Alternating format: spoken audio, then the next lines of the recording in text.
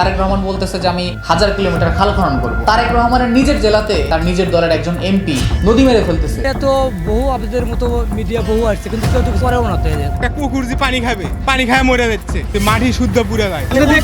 আমরা সাংবাদিক সম্মেলনে ভাষামো আছে, হাঁস মুরগি থাকে না, মরে খাওয়া যায়। বাংলার নদী যেখানে একসময় বইতো জীবন, আজ সেখানে বইছে বিষ। বগুড়ার করতোয়ার ফুলজোর নদী, যে নদী একসময় ছিল কৃষকের ভরসা, জেলের জীবিকা, আজ সেই নদী হয়ে উঠেছে আতঙ্কের নাম। অভিযোগ, একটি শিল্প প্রতিষ্ঠান এসআর কেমিক্যাল ইন্ডাস্ট্রিজ, যারা উন্নয়নের নামে ছড়িয়ে দিচ্ছে নীরব মৃত্যু। এমপির যে কেমিক্যালটা ছাড়ছে নদীর, ইয়ার থেকে করতার থেকে এই গোড়াল বাঙালি নদী মনে করেন যে মাটি শুদ্ধ পুরে যায়। ভুট্টার মেয়াদ, ধানের মেয়াদ যে পানি দেয়, এই পানিগুলি মনে করেন দিলে আবাদগুলি নষ্ট হয়ে যাচ্ছে। একটা কুকুর যে পানি খাবে, সেই কুকুরও মনে করেন যে পানি খায় মরে যাচ্ছে। আপনি যে ওখানে পাড়া দেন, আপনার পায়ে ঘা হচ্ছে, চুলকনি হচ্ছে। হাঁস মুরগি আপনি কিছুই পেলে পারতেন না, মানে ওই নদীর যে কোনো জিনিস, যে কোনো পানি যা স্পর্শ করলে মনে করেন তাই শেষ। এই অভিযোগের সত্যতা যাচাই করতে টিম সিকিউরিটাইজ রওনা দেয় বগুড়ার শেরপুর উপজেলার মির্জাপুর গ্রামে। আমাদের প্রথম গন্তব্য করতোয়া নদী। ক্যামেরায় ধরা পড়ে অস্বাভাবিক রঙের পানি, নদীর বুক জুড়ে অদ্ভুত গন্ধ, কোথাও কোথাও মৃত মাছ ভেসে উঠেছে পানির উপরে। না গা কুলকয় মানে কি আর পাড়াই দেওয়া যাবো না, এরম ভাবে হাইজেনিক কিছু কুলয় না, বুঝছেন? এতই অসুবিধা আমাদের। হাঁস মুরগি থাকে না, মরে ছাপা যায়। আর একটু মাছ টাছ থাকে না, আগে এই নদীর থেকে মাছ মেরে আমরা খাচ্ছি, এখন পাওয়া যায় না বাবা, আর পাওয়া যায় না। এমন পানি ছাড়ছে দুর্গন্ধ, যখন নাল পানি ছাড়ে তখন দুর্গন্ধ থাকা যায় না, চেষ্টা যায় না, শ্বাসকষ্ট। এমন শুনি মানুষের মুখে যে যারাই এই কেমিক্যালের বিরুদ্ধে দাঁড়ায় তাকারই ধরে দেয় থানা। আমি মনে করেন ওই ভুট্টো বইতে গেছি, বুঝছেন, কিষেন কাজ করবার যাইতে দেখি যে ওই করতোয়া নদী পার হওয়ার আগে ওখানে একটু পাও ঠেকাইলাম, ঠেকানোর সাথে দেখি পাও আপনার একবারে আমার জলের শেষ। স্থানীয়দের অভিযোগ, এই বিপর্যয়ের পেছনে দায়ী এসআর কেমিক্যাল ইন্ডাস্ট্রিজের বর্জ্য। আগে রাতের আধারে বর্জ্য ফেলা হতো, এখন সেই কৌশল আরও অনেক গোপন। টিম সিকিউরিটাইজ সরাসরি খুঁজে পায় এমন একটি পাইপলাইন, ক্যামেরায় ধরা পড়ে মাটির নিচ দিয়ে আসা অজানা তরল, যা গিয়ে মিশছে নদীর পানিতে। এই কেমিক্যাল ছাড়ছে আমরা তো জানি না, আমার জায়গা আমি ছাড়ি না, আমি তো হলে জানি না, পরে হলে খালি খুঁড়ে খুঁড়ে আসতেছে। খুঁড়োকে আমার জায়গাতে খুঁড়োকে কেমিক্যাল ছাড়বো না, একদম ছেড়ে দেবো না। এই বর্জ্যের প্রভাব শুধু পানিতে নয়, মারা যাচ্ছে মাছ, হারিয়ে যাচ্ছে হাঁস ও জলজ পাখি, ধ্বংস হচ্ছে পুরো জীববৈচিত্র্য। আর সবচেয়ে বেশি ক্ষতিগ্রস্ত হচ্ছে মানুষ। শিশুরা নদীতে গোসল করে চর্মরোগে আক্রান্ত হচ্ছে, বয়স্কদের শরীরে দেখা দিচ্ছে নানান অসুখ।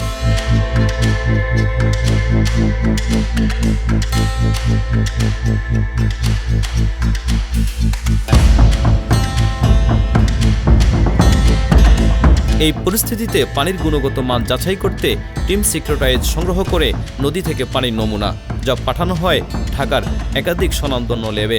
দর্শক, এই মুহূর্তে আছি বগুড়া জেলার শেরপুর উপজেলার মির্জাপুর এলাকাতে। এখানে এসআর কেমিক্যাল যে ইন্ডাস্ট্রিজ রয়েছে তার বিরুদ্ধে ব্যাপক অভিযোগ রয়েছে, এবং তার পরিপ্রেক্ষিতে আমরা ঢাকা থেকে এখানে এসেছি। এই এসআর যে কেমিক্যাল ইন্ডাস্ট্রিজ রয়েছে তার বিরুদ্ধে যে বিভিন্ন অভিযোগ রয়েছে, তার মধ্যে অন্যতম অভিযোগ হচ্ছে, আমরা যেই এখানে দেখাতে চাচ্ছি যেই নদীটি বগুড়ার সবচাইতে জনপ্রিয় যেই নদী করতোয়া, সেখানে এসআর ইন্ডাস্ট্রিজের যেই কেমিক্যাল রয়েছে এবং ইন্ডাস্ট্রিজের যেই দূষণ রয়েছে সেগুলো তারা বর্জ্য এখানে ফেলবার চেষ্টা করছে। এবং তাদের বিরুদ্ধে যে অভিযোগ, আমরা যে এখানে এসেছি এই জায়গায় দীর্ঘ 3 বছর ধরে তারা এখানে মূলত তাদের বর্জ্যগুলো ফেলে ল্যাবরেটরির মাধ্যমে এই পানির যেই গুণাগুণ এবং এলাকার মানুষ যেটি আমাদের অভিযোগে বলেছেন যে দূষণ রয়েছে, সেগুলো আমরা পরীক্ষা করবার জন্য চেষ্টা করব। দর্শক, এই মুহূর্তে এই পর্যায়ে আমরা এখান থেকে 1 বোতল পানি নেওয়ার জন্য চেষ্টা করছি, এবং এই পানিটি মূলত পরীক্ষাগারে পরীক্ষা নিরীক্ষার পরে তখন এটি প্রমাণিত হবে যে আসলে এই নদীর পানির অবস্থাটা কি, যেটি আমাদেরকে এখানে যারা ভুক্তভোগী তারা বারবার বলছিলেন যে পানির মধ্যে রয়েছে সবচেয়ে বড় সমস্যা। সকল অভিযোগ অস্বীকার করে এসআর ইন্ডাস্ট্রিজ লিমিটেডের কর্তৃপক্ষ। তাদের দাবি সবকিছু চলছে নিয়ম অনুসারে। যে এসআর কেমিক্যাল তার যে বর্জ্য, এই বর্জ্যের কিন্তু আপনার হচ্ছে অধিকাংশ বর্জ্যই হচ্ছে এটা সেলেবল প্রোডাক্ট, সেল হয়ে যায়। এখন বর্জ্য বিক্রি হয়ে যাওয়ার পরে যে অবশিষ্ট যেটা থাকে, অর্থাৎ আমাদের প্রোডাকশন ফ্লোরে আমরা যে ওই পানি ওয়েস্টেজ হয় প্রোডাকশন হয়ে যাওয়ার পরে, সেই ফ্লোরের পানিটাকে কিন্তু আমরা হচ্ছে ট্রিটমেন্টের জন্য বর্জ্য হিসেবে নিয়ে আসি পিটিপি প্ল্যান্টে, এবং সেটার পরিমাণ খুবই কম, এবং ওইটা পরিশোধিত হওয়ার পরে এই পরিশোধিত পানি আমরা আবার পুনরায় আমাদের কাজে ব্যবহার করি। অথচ সরেজমিনে গিয়ে পুরোপুরি ভিন্ন চিত্র পাওয়া যায়। একটি ভিডিওতে দেখা যায় নদী ও পরিবেশ দূষণ নিয়ে আন্দোলনকারীদের হুমকি দিচ্ছেন খোদ বিএনপি এমপি গোলাম মোহাম্মদ সিরাজের ভাতিজা। এটা যদি না করো আপনি দেখতে পারবেন আমরা সাংবাদিক সম্মেলনে ভাষাবো আজকে। আন্দোলনকারীদের বিরুদ্ধে মামলা করার বিষয়টি জানতে চাইলে এসআর কেমিক্যাল ইন্ডাস্ট্রি কর্তৃপক্ষ জানিয়েছে চাঁদাবাজির অভিযোগে মামলা হয়েছে তাদের বিরুদ্ধে। তবে সপক্ষে কোনো প্রমাণ ও যুক্তি কিছুই দেখাতে পারেননি এসআর কেমিক্যাল ইন্ডাস্ট্রিজ কর্তৃপক্ষ। ক্ষতিগ্রস্ত মানুষ ছুটে আসে ঢাকায়। ঢাকা বিশ্ববিদ্যালয়ের টিএসসি এলাকায় শুরু হয় মানববন্ধন ও প্রতিবাদ। আর সেখানে অভিযোগ আন্দোলনকারীদের উপর হামলা, ভয়ভীতি দেখানো হচ্ছে। যাবতীয় সকল বিষয় নিয়ে আমাদেরকে জানান পরিবেশ কর্মী ফয়সাল। কাউকে না কাউকে তো কথা বলতে হবে, এখন কেউ কথা না বললে কথা বলবে কে? আমি আমার জায়গা থেকে দায়বদ্ধতা মনে করছি যে আমার দায়বদ্ধতা আছে, এই জন্য আমি তাদের জন্য কথা বলছি। আর এই জন্য আমার বিরুদ্ধে এখন চাঁদাবাজির মামলা দিচ্ছে। তারা একজন এমপি যার হাজার কোটি টাকার মালিক, যে আমাদের মতো একজন সাধারণ পরিবেশ কর্মী, জলবায়ু কর্মী, তারা নাকি তার কাছে চাঁদা চাইতে গেছে। এর থেকে হাস্যকর বিষয় আর কি হতে পারে? প্রধানমন্ত্রী তারেক রহমান, ওনার বাসাও বগুড়াতে, আর ওনার নিজের দলের এমপি সেও বগুড়া জেলার, এবং তারেক রহমান বলতেছে যে আমি 25 কোটি বৃক্ষরোপণ করব, সে বলতেছে যে আমি 1000 কিলোমিটার খাল খনন করব, এবং সে তার এলাকা থেকে ফ্যামিলি কার্ড বিতরণ শুরু করতেছে বগুড়া থেকে। তো তারেক রহমানের নিজের জেলাতে সে এত পরিবেশপ্রেমী, প্রকৃতিপ্রেমী, অথচ তার নিজের জেলায় তার নিজের দলের একজন এমপি নদী মেরে ফেলতেছে। এর থেকে ভয়াবহ কার্যক্রম আর কি হইতে পারে? এমপির ছেলে আসিফ সিরাজ রব্বানী, সে তো অনলাইনে আমাদের ফলো করতেছে, আমাদের কার্যক্রম আমরা কি করতেছি না, সবসময় সার্বক্ষণিক নজরদারি চালাচ্ছে অনলাইনে। পাশাপাশি সে ঢাকাতে রাজু ভাস্কর্যের আশেপাশে তার গুন্ডা পান্ডা এবং সে নিজে সহ পাইচারি করে। তো বুঝতেই পারছেন কি অবস্থা। এবং আপনাদের কাছে এই ফুটেজটাও নিশ্চয়ই আছে, আপনারা দেখছেন যে এমপির ভাতিজা সে আমাদের সরাসরি বলতেছে যে তোমাদের মিডিয়া দিয়ে আমরা ফাঁসিয়ে দিব। এটা দেখতে পারবেন আমরা সাংবাদিক সম্মেলনে ভাষাবো আজকে। অভিযোগের তীর বগুড়া শেরপুর ধুনট আসনের সংসদ সদস্য গোলাম মোহাম্মদ সিরাজের দিকে। তিনি এই এসআর ইন্ডাস্ট্রিজ লিমিটেডের চেয়ারম্যান। একজন জনপ্রতিনিধি হওয়ার অর্থই হচ্ছে জনগণের সেবক হওয়া, যেখানে মানুষের অধিকার, নিরাপত্তা আর উন্নয়ন নিশ্চিত করাই প্রধান দায়িত্ব। কিন্তু বাস্তবতা যদি এমন হয় যে একজন এমপি হয়েও তিনি সেই মানুষের ভাগ্য নিয়েই খেলছেন, যা জনগণের প্রতি চরম বিশ্বাসঘাতকতা। স্থানীয়দের দাবি, যারা প্রতিবাদ করছে তাদের বিরুদ্ধে দেওয়া হচ্ছে মামলা, দেখানো হচ্ছে ভয়, এমনকি প্রাণনাশেরও হুমকি। আমার আমার বাড়ি এটি না। সেখানে বলা হচ্ছে ক্ষমতার প্রভাব দেখিয়ে সবকিছু নিয়ন্ত্রণ করা সম্ভব। ক্ষতি মেলা রকমের হয়, মাছ ক্ষতি হয়, তারপর নদী ধারে দিলে আবাদ বসত হয়, সেগুলো সব নষ্ট হয়ে যাচ্ছে, পুড়ে যাচ্ছে। আমরা কি প্রতিবাদ করবো? আমরা হলাম এ মানুষ, এখন তারা বড় বড় নেতা ঘাতা তারাই প্রতিবাদ করে না, চাকরির কাজ তো মেলা কম আছে, মাছ মরে যাচ্ছে। আমাদের এখন কথা তো গুরুত্বই দেয় না, কারণ কাক কমু আরও চাঞ্চল্যকর তথ্য হলো 2022 সালের পর থেকে এই শিল্প প্রতিষ্ঠানের পরিবেশ অধিদপ্তরের ছাড়পত্র নবায়ন নেই। তাহলে প্রশ্ন, কিসের জোরে 2026 সালেও চলছে এই এসআর ইন্ডাস্ট্রিজ লিমিটেডের কার্যক্রম? জেলা প্রশাসনের নীরব ভূমিকা এই ক্ষেত্রে প্রশ্নবিদ্ধ। জেলা প্রশাসন বলছেন জনগণ অভিযোগ করলে তারা এ ব্যাপারে ব্যবস্থা গ্রহণ করবেন।